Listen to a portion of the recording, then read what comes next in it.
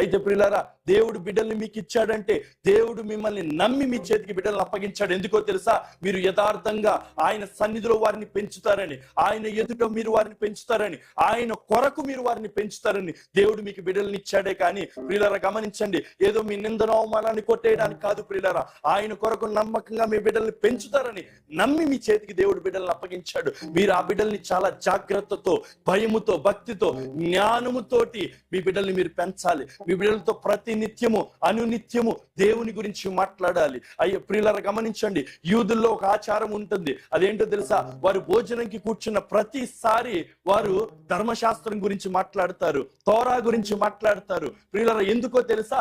దేవుని గురించి వారికి తెలియాలని చెప్పి, దేవుడు ఎంత గొప్పోడో వారికి తెలియాలని చెప్పి, ఐగుప్తు దేశం నుంచి వారిని ఏ రీతిగా విడిపించాడో ఆ బిడ్డలకు తెలియాలని చెప్పి ప్రతిసారి భోజనపు బల దగ్గరికి వచ్చిన బిడ్డలతోటి వారు మాట్లాడతారు, వివరిస్తారు. ప్రియులారా గమనించండి, దేవుని గ్రంథంలో ఒక చిన్నది ఉంది, చాలా చిన్నది. నయమాను అనే ఒక సైన్యాధిపతి ఒక చిన్నదాన్ని చెరబట్టుకుని వచ్చినట్లుగా మనం చూడగలము. 2వ రాజుల గ్రంథము 5వ అధ్యాయంలో ఆ విషయాలన్నీ కూడా మీరు చూడగలరు ప్రియులారా. అయితే గమనించండి, అక్కడ ఆ చిన్నది బానిసగా వచ్చింది. కానీ బానిసగా వచ్చిన ఆ చిన్నది కూడా యజమానునికి మేలు చేయాలనే ఆలోచన కలిగి ఉంది. యజమానునికి మేలు చేయాలి, నా యజమానునికి ఎలాగైనా మేలు చేయాలనిపించింది. అయితే ప్రియులారా గమనించండి, ఇక్కడ ఒక అద్భుతమైన మాట ఉంది. అదేంటో తెలుసా ప్రియులారా? ఈ రోజుల్లో తల్లిదండ్రులు కక్షను నేర్పుతున్నారు, కోపాన్ని నేర్పుతున్నారు, పగ ఎలా తీర్చుకోవాలో నేర్పుతున్నారు. ఎవరైనా మీ జీవితంలో మిమ్మల్ని బాధ పెడితే అది మీ బిడ్డలకు మాటి మాటికి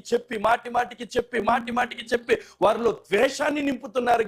కానీ ఆ చిన్నది అలా చేయలేదు ప్రియులారా. ఆ చిన్నది క్రీస్తును మాదిరిగా చూపించింది, దేవుని మాదిరిగా చూపించింది. ఒక అన్యుడు నయమానికి సొమ్రోన్లో ఉన్న దైవజనుని దేవుని పరిచయం చేయడానికి తన జీవితాన్ని ఒక మాదిరిగా మలచి ఈ రోజు తరానికి నిలవబెట్టింది. ఆ తల్లి ఎవరో దైవ గ్రంథంలో రాయబడలేదు, కానీ ఆ చిన్నది ఆ చూపిన భక్తి విధానం మీరు సరిగ్గా గమనిస్తే తమ తల్లిదండ్రుల దగ్గర నుంచి నేర్చుకునింది.